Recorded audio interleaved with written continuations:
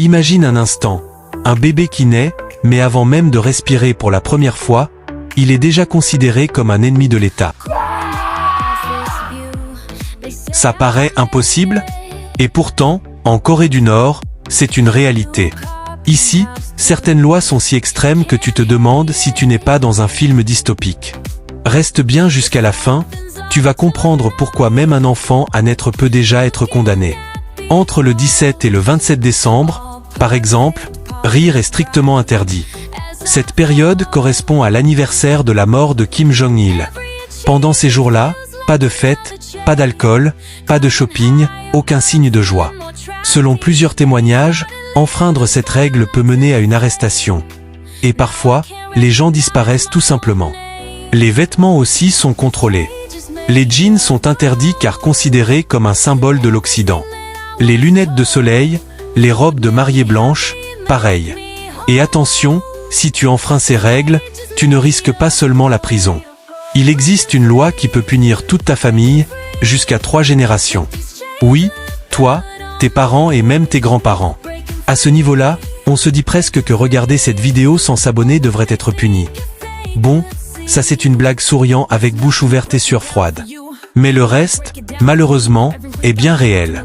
Donc fais-toi plaisir, abonne-toi à One Emotion Clin d'œil. En Corée du Nord, il y a des élections, mais avec un seul candidat. Ne pas voter ou voter mal égale prison. À la télévision, une seule chaîne officielle. Impossible de zapper. Et le plus flippant, tu peux être puni non seulement pour ce que tu fais, mais aussi pour ce que tu penses. Retour rapide en arrière.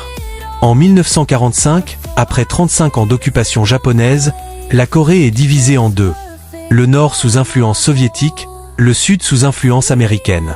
En 1948, Kim Il-sung prend le pouvoir et fonde la République populaire démocratique de Corée. Un nom très long pour un pays où la démocratie n'a jamais vraiment existé. Depuis la guerre de Corée en 1950, jamais officiellement terminée, une seule famille dirige le pays. Kim Il-sung, puis Kim Jong-il, et aujourd'hui Kim Jong-un. Chaque génération a renforcé les règles pour garder la population sous contrôle et empêcher toute influence extérieure. Dans le métro, pas de musique. Seulement des discours du régime. Regardez un film sud-coréen ou américain. Direction camp de travail. Internet. Oublie Google, YouTube ou Netflix. Les habitants n'ont accès qu'à un intranet local, entièrement surveillé. Tout est contrôlé. Ce que tu lis, ce que tu écris, ce que tu regardes. Appeler quelqu'un à l'étranger est illégal sans autorisation. Les médias indépendants n'existent pas. Les infos servent uniquement à glorifier la famille Kim et à critiquer les ennemis étrangers, surtout les États-Unis. Dès l'école, on t'apprend quoi penser, qui aimer et qui détester. Même ta coupe de cheveux est choisie pour toi.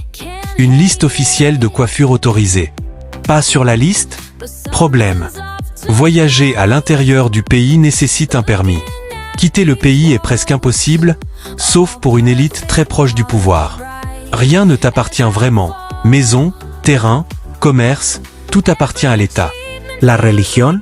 Officiellement autorisée, mais en réalité sévèrement réprimée. Critiquer le régime ou la famille Kim, c'est signer l'arrestation de toute ta lignée, jusqu'à tes futurs enfants. Il existe même un système appelé Songbin, qui classe les citoyens dès la naissance selon l'historique politique de leur famille. Eux les loyaux, eux les intermédiaires, eux et les hostiles, condamnés aux pires conditions de vie. Même les émotions sont surveillées. Lors des deuils officiels, pleurer est obligatoire. Ne pas montrer assez de tristesse peut éveiller des soupçons. Et pour te montrer jusqu'où va le délire. La Corée du Nord a même ses propres règles de basket. Un dunk vaut plus de points, un tir parfait rapporte davantage, rater un lancer franc fait perdre un point. Autant dire que certains joueurs NBA auraient des scores négatifs souriants avec bouche ouverte et sueur froide. Voilà. Tu viens de faire un voyage express dans l'un des pays les plus fermés et les plus inquiétants du monde. Si cette vidéo t'a appris quelque chose, lâche un like, partage, et surtout abonne-toi à la chaîne One Emotion pour plus de contenus qui font réfléchir, réagir et ressentir. Dis-moi en commentaire ce que tu en penses, index revers pointant vers le bas blanc. On se retrouve très vite pour une nouvelle vidéo.